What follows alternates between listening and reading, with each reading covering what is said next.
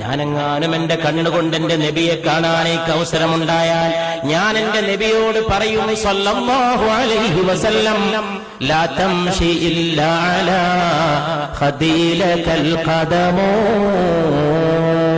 നബിയെ അങ്ങ് മണ്ണിൽ ചവിട്ടിയിട്ട് നടക്കരുത് നബിയെ സല്ലല്ലാഹു അലൈഹി വസല്ലം. അങ്ങയുടെ കാല് വെക്കാനുള്ളതല്ല ഈ ഭൂമി. അങ്ങ് മേറാജിന്റെ രാവിൽ ഉയർന്നു പോയ പാദങ്ങളുടെ ഉടമയല്ലയോ?